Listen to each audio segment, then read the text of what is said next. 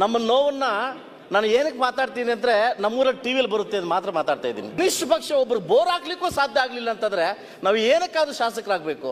ಈ ನೀವು ಸಿದ್ದರಾಮಯ್ಯ ಕಂಡು, DKC ಅವ್ರನ್ನ ಕಂಡು, ಕುಮಾರಸ್ವಾಮಿ ಕಂಡು, ಯಡಿಯೂರಪ್ಪ ಕಂಡು ಎಷ್ಟು ಆಸೆಗಳ ಒತ್ಕೊಂಡು ನಾವು ಕ್ಷೇತ್ರದಿಂದ ಬಂದಿದ್ದೀವಿ. ಇವತ್ತು ಕ್ಷೇತ್ರಕ್ಕೆ ಹೋಗಿ ಭಯ ಆಗ್ತಾ ಇದೆ.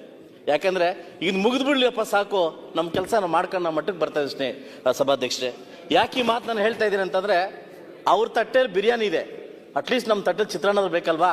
ನಮ್ಮ ತಾರತಮ್ಯಗಳನ್ನ ಬರೀ ತಾರತಮ್ಯ ಇವತ್ತು ಸಮಾಜ ಕಲ್ಯಾಣ ಆಗಿರ್ತಕ್ಕಂಥ ನನಗೆ ಅನ್ಯಾಯದಲ್ಲಿ ಯಾವ ಮೀಸಲು ಕ್ಷೇತ್ರ ಆಯ್ಕೆ ಆಗಿದ್ದೀನೋ 63 ಲಕ್ಷ SCPTs ಮಾತ್ರ ಕೊಟ್ಟವ್ರೆ.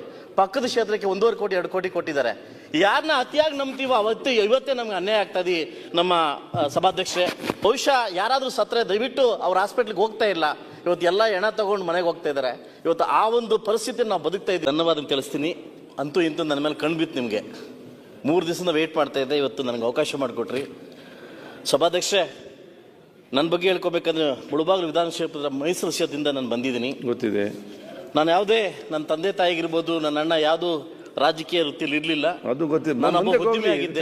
ನಾನು 2 ನಿಮಿಷ ಹೇಳ್ಬಿಡ್ತೀನಿ ನನ್ನ ನೋವನ್ನ. ಅದಕ್ಕೆ ಇದೆಲ್ಲ ವಿಚಾರ ಹೂವಿಸು ಅಂತ ಬುಕ್ ಮಾಡಿ ಕೊಟ್ಟಿದ್ದೇನೆ. ಎಲ್ಲ ವಿಷಯ ಗೊತ್ತಿರ್ತದೆ ನಿಮ್ದು. ಅದಕ್ಕೆ ನೀವು ಸಬ್ಜೆಕ್ಟ್ಗೆ ಬನ್ನಿ ಡೈರೆಕ್ಟ್. ನನ್ನ ಉದ್ಯಮಿ ಆಗಿದ್ದೆ. ಸಾಕಷ್ಟು ರಾಜಕಾರಣದಲ್ಲಿ ಆಸೆಗಳನ್ನು ಕಂಡು ಒಬ್ಬ MLA ಆಗಿ ಆಯ್ಕೆ ಆದೆ. ಬಟ್ ಇವತ್ತು 2.5 ವರ್ಷ ಆಗಿದೆ. ದೇವರ ನಾನು ಕೇಳ್ಕೊತಾ ಇದ್ದೀನಿ 2 ವರ್ಷ ಬೇಗ ಮುಗಿದ್ಬಿಡ್ಲಿ ಅಂತ. ಯಾಕೆಂತಂದ್ರೆ 72 ಜನ ಶಾಸಕರು ಮುಂದೆ 72 ಜನ ಗೆಲ್ಲಲ್ಲ. ಎಷ್ಟು ಈ ನೀವು ಸಿದ್ದರಾಮಯ್ಯ ಕಂಡು, DKC ಅವ್ರನ್ನ ಕಂಡು, ಕುಮಾರಸ್ವಾಮಿ ಕಂಡು, ಯಡಿಯೂರಪ್ಪ ಕಂಡು ಎಷ್ಟು ಆಸೆಗಳ ಒತ್ಕೊಂಡು ನಾವು ಕ್ಷೇತ್ರದಿಂದ ಬಂದಿದ್ದೀವಿ. ಇವತ್ತು ಕ್ಷೇತ್ರಕ್ಕೆ ಹೋಗಿ ಭಯ ಆಗ್ತಾ ಇದೆ. ಯಾಕಂದ್ರೆ ಈಗ ಮುಗಿದು ಬಿಡ್ಲಿಯಪ್ಪ ಸಾಕು, ನಮ್ಮ ಕೆಲಸ ನಾವು ಮಾಡ್ಕೊಂಡು ನಮ್ಮ ಮಟ್ಟಕ್ಕೆ ಬರ್ತಾ ಇದ್ದೀನಿ. ಸಭಾಧ್ಯಕ್ಷರೇ, ಯಾಕೆ ಈ ಮಾತು ನಾನು ಹೇಳ್ತಾ ಇದ್ದೀನಿ ಅಂತಂದ್ರೆ, ಅವ್ರ ತಟ್ಟೆಯಲ್ಲಿ ಬಿರಿಯಾನಿ ಇದೆ, ಅಟ್ಲೀಸ್ಟ್ ನಮ್ಮ ತಟ್ಟೆಯಲ್ಲಿ ಚಿತ್ರಾನ್ನ ಬೇಕಲ್ವಾ? ಸಭಾಧ್ಯಕ್ಷರೇ, ನಮ್ಮ ನೋವನ್ನ ನಾನು ಏನಕ್ಕೆ ಮಾತಾಡ್ತೀನಿ ಅಂದ್ರೆ ನಮ್ಮೂರಲ್ಲಿ ಟಿವಿಯಲ್ಲಿ ಬರುತ್ತೆ ಅಂತ ಮಾತ್ರ ಮಾತಾಡ್ತಾ ಇದ್ದೀನಿ. ಈ ಕಡೆ ಕೇಳಲಿಕ್ಕೆ ಯಾರೂ ಇಲ್ಲ. ನಮಗೆ ನೀವು ದಿಕ್ಬಿಟ್ರೆ ಯಾರೂ ಇಲ್ಲ. ಬಹುಶಃ ನಮ್ಮ ನೋವು 72 ಜನ ಶಾಸಕರ ನೋವು ಅದು ಯಾವಾಗ CMಗೆ ಅರ್ಥ ಆಗುತ್ತೋ, DCMಗೆ ಅರ್ಥ ಆಗುತ್ತೋ ನನಗಂತೂ ಅರ್ಥ ಆಗ್ತಲ್ಲ.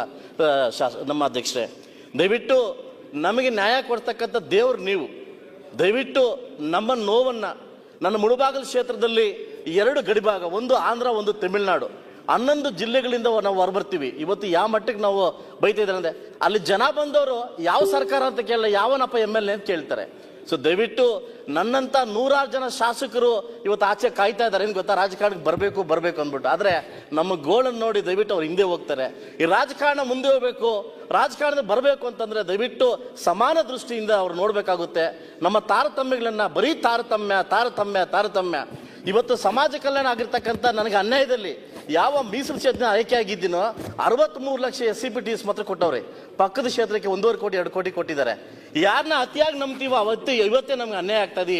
ನಮ್ಮ ಸಭಾಧ್ಯಕ್ಷರೇ, ಇವತ್ತು ಫಲನ್ನೇರು ಬಿಟ್ರೆ ಬೆಂಗಳೂರು ತನಕ ಒಂದೇ ಒಂದು ಹಾಸ್ಪಿಟ್ಲ್ ಇಲ್ಲ.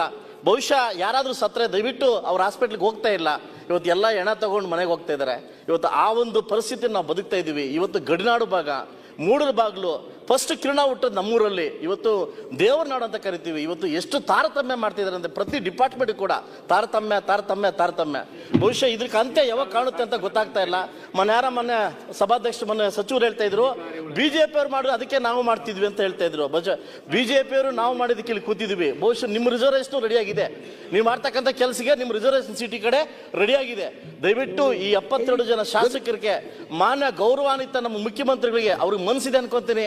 ಮನಸ್ಸಿದ್ರೆ ನಮಗೆ ತಾರತಮ್ಯ ತೋರಿಸ್ದೆ ಅನುದಾನವನ್ನು ಕೊಟ್ಟು ನಮ್ಮನ್ನು ಕೂಡ ನಿಮ್ಮ ಮಕ್ಕಳಂತೆ ಕಾಣಬೇಕಂತ ನಾನು ಈ ಕಳಿಕಳಿಯಾಗಿ ಬೇಡ್ಕೊತಾ ಇದ್ದೀನಿ. ಮಾನ್ಯ ಸಭಾಧ್ಯಕ್ಷರೇ, ಇವತ್ತು ನಮ್ಮ ನೋವನ್ನು ಯಾರ ಕೈಲಿ ಹೇಳ್ಕೊಳಕ್ ಆಗ್ತಾ ಇಲ್ಲ. ಯಾಕಂದ್ರೆ ಇವತ್ತು ನಾವು ಅಪ್ಪ ಅಮ್ಮ ಇಲ್ಲದೆ ಅನಾಥ ಮಕ್ಕಳಾಗಿದ್ದೀವಿ ನಾವು. ಇವತ್ತು ಶಾಸಕರು ಅಂತಂದ್ರೆ ಯಾವ ಮಟ್ಟಕ್ಕೆ ಅಂತಂದ್ರೆ ಪ್ರತಿ ಫೇಸ್ಬುಕ್ ಅಲ್ಲೂ ಕೂಡ ನಮ್ಮ ಬಗ್ಗೆ ಟೀಕೆ ಮಾಡ್ತಾರೆ. ಇಷ್ಟೇ ಕನಿಷ್ಠ ಪಕ್ಷ ಒಬ್ರು ಬೋರ್ ಹಾಕ್ಲಿಕ್ಕೂ ಸಾಧ್ಯ ಆಗ್ಲಿಲ್ಲ ಅಂತಂದ್ರೆ ನಾವು ಏನಕ್ಕಾದ್ರೂ ಶಾಸಕರಾಗಬೇಕು. ತಾವು ದೊಡ್ಡ ಹಿನ್ನೆಲೆಯಿಂದ ಬಂದಿದ್ದೀರಿ ಅದಲ್ವಾ? ನಮಗೆ ನ್ಯಾಯ ಕೊಡ್ತಕ್ಕಂಥ ಒಂದು ಸ್ಥಾನದಲ್ಲಿ ನೀವು ಕೂತಿದ್ದೀರಿ. ನಿಮ್ಗೆ ಬರ್ಬೇಕಾದ್ರೆ ನಿಮ್ಮ ಮಕ್ಕಿ ಬರ್ತೀವಿ. ಇವತ್ತು ಕೈ ಮುಗಿದು ಕೇಳ್ತಾ ಇದ್ದೀರಿ ನಮ್ಮ ಸಭಾಧ್ಯಕ್ಷರೇ, ನಮಗೆ ನ್ಯಾಯ ಕೊಡಿಸಿ, ನಮ್ಗೆ ಅನ್ನನ ಕೊಡಿಸಿ. ಬಹುಶಃ ಅವ್ರ ತಟ್ಟೆಯಲ್ಲಿ ಬಿರಿಯಾನಿ ಇದೆ, ಅಟ್ಲೀಸ್ಟ್ ನಮ್ಮ ತಟ್ಟೆ ಅನ್ನ ಆದ್ರೂ ಕೊಡಿಸಿ. ಮಾನ್ಯ ಸಭಾಧ್ಯಕ್ಷರೇ, ಅಷ್ಟು ನೋವಿಂದ ನಾವು ಕೇಳ್ಕೊಂತ ಮಂಜು ಹೇಳಿದ್ರಲ್ಲ, ಅಷ್ಟು ನೋವಿಂದ ಕೇಳ್ಕೊಂತ ಸಭಾಧ್ಯಕ್ಷರೇ. ನೋವು ನನಗೆ ಅರ್ಥ ಆಗ್ತದೆ. ಮುಖ್ಯಮಂತ್ರಿ ಸರ್ಕಾರ ನಾವು ಹೇಳ್ತೇವೆ. ಬರೀ ನಮ್ಮ ನೋವುಗಳು ಬರೀ ನೋಡಿ, ಬರೀ ಉತ್ತರದಲ್ಲೇ ಕಾಣಿಸ್ತಾ ಇದೆ. ಕಾರ್ ರೂಪಕ್ಕೆ ಬರ್ತಾ ಇಲ್ಲ ಸಭಾಧ್ಯಕ್ಷರೇ. ಇವತ್ತು ಲೋಕೋಪಯೋಗಿ ಇಲಾಖೆಯಿಂದ ಹಿಡಿದು ಸಮಾಜ ಕಲ್ಯಾಣ ಇಲಾಖೆಯಿಂದ ಪ್ರತಿ ಇಲಾಖೆ ಕಡೆಯಿಂದ ಲಕ್ಷ ಲಕ್ಷ ಲಕ್ಷ ಅಂತಂದ್ರೆ ಯಾವ ರೀತಿ ಸಾಧ್ಯ ಆಗುತ್ತೆ ಆಯ್ತು. ಸಭಾಧ್ಯಕ್ಷೆ? ಯಾವ ಕನಸನ್ನು ಇಟ್ಕೊಂಡು ನಾವು ಮಂಜುನಾಥ್, ಬಂದಿದ್ದೀವಿ ನಿಮ್ಮ ಈ ಪರಿಸ್ಥಿತಿ ಪೀಳಿಗೆ? ನನಗೆಲ್ಲ ಅರ್ಥ ಆಗ್ತದೆ. ದಯವಿಟ್ಟು ನನ್ನ ನಮ್ಮ ಪರಿಸ್ಥಿತಿ ನೋವನ್ನು ಅರ್ಥ ಅರ್ಥ ಮಾಡಿಕೊಳ್ಳಿ ಈಗ ಮಾಡ್ಕೊಳ್ತಕ್ಕಂಥ ನೀವು. ಪರಿಸ್ಥಿತಿ ಈ ಸರ್ಕಾರಕ್ಕೆ ಬರಲಿ ಅಂತ ನಾನು ಕೈ ಮುಗಿದು ಕೇಳ್ಕೊತಾ ಇದ್ದೀನಿ. ಓಕೆ.